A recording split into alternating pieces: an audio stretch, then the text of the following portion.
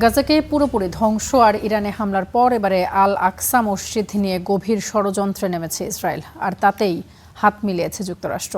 মসজিদ কমপ্লেক্সটিতে শুধু মুসলমানদের জন্য নয়, বহুধর্মীয় কেন্দ্র বানাতে চায় তারা। শুধু তাই নয়, এই দুই দেশ মিলে আল আকসা পরিচালনার দায়িত্ব থেকে জর্ডানকে সরিয়ে দিতে চাইছে। এমন দখলদারিত্বের বিরুদ্ধে সরব হয়েছে সৌদি, পাকিস্তান সহ ৮টি মুসলিম দেশ।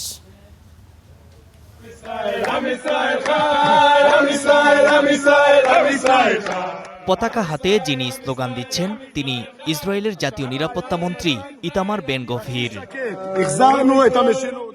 অবৈধ বসতি স্থাপনকারী আর সাঙ্গপাঙ্গদের নিয়ে চরমপন্থী ইহুদি নেতার এমন মহড়ার পেছনের উদ্দেশ্যটা মুসলমানদের তৃতীয় পবিত্রতম স্থান আল আকসা মসজিদ ও গোটা চত্বরকে ইহুদিকরণ করা। দখলদারিত্ব ও নিয়ন্ত্রণের এই চেষ্টা যুগ যুগ ধরে করে আসছে ইসরায়েল।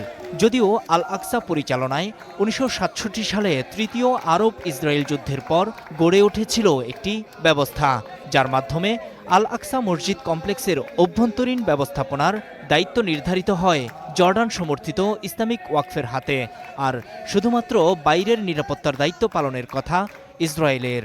এই ব্যবস্থার আওতায় অমুসলিমরা নির্দিষ্ট সময়ে কেবল মসজিদ কমপ্লেক্স পরিদর্শন করতে পারছে, তবে সেখানে তাদের প্রার্থনার অনুমতি নেই।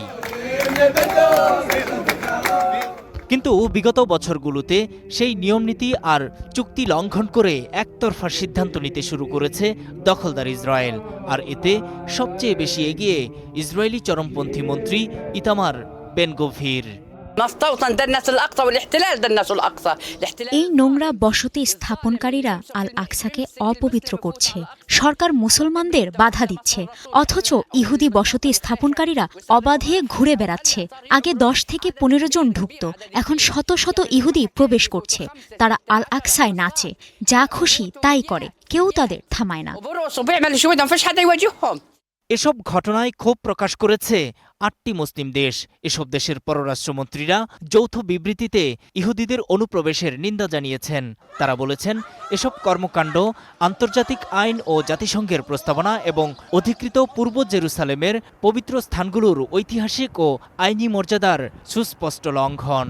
শুধু তাই নয়, আল আকসা কমপ্লেক্সের উপর জর্ডানের ঐতিহাসিক তত্ত্বাবধানের অধিকার বহাল রাখার আহ্বানও জানিয়েছে মুসলিম দেশগুলো।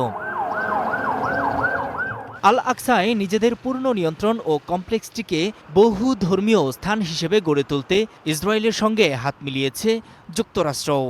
এই দুই দেশ এরই মধ্যে জর্ডান সমর্থিত ইসলামিক ওয়াকফের কর্তৃত্ব বাতিল করে নতুন একটি প্রশাসনিক কাঠামো গড়ে তুলতে চায়। এই নিয়ে ক্ষুব্ধ জেরুসালেমের গ্র্যান্ড মুফতি। পবিত্র এই শহরটি ধ্বংস করতে নানাভাবে পরিকল্পনা করেছে ইসরায়েলি সরকার। তারা চায় অবৈধ বসতি স্থাপন করে শহরটিকে ঘিরে ফেলতে। ইসরায়েলি সরকারের মন্ত্রীরা আগ্রাসন চালাচ্ছেন, বিশেষ করে নিরাপত্তা মন্ত্রী এতে নেতৃত্ব দিচ্ছেন। তিনি ইহুদি বসতি স্থাপনকারী ও চরমপন্থীদেরকে পবিত্র আল আকসা মসজিদে হামলা চালানোর জন্য উৎসাহিত করছেন। এটি মূলত দখলদারিত্বের উদ্দেশ্যেই করা হচ্ছে। এর আগে ২০২৪ সালের শেষ দিকে মসজিদে আজান দেয়া বন্ধে ব্যবস্থা নিতে পুলিশকে নির্দেশ দেন বেন গভির। তার দাবি, এটি ইহুদিদের বিরক্ত করছে। ফিলিস্তিনি নাগরিক ও ধর্মীয় নেতারা বলছেন, এটি শুধু শব্দ নিয়ন্ত্রণের বিষয় নয়, বরং মুসলিম ধর্মীয় ও সাংস্কৃতিক পরিচয় দুর্বল করার বড় প্রচেষ্টা। নূর মোহাম্মদ, স্টার নিউজ।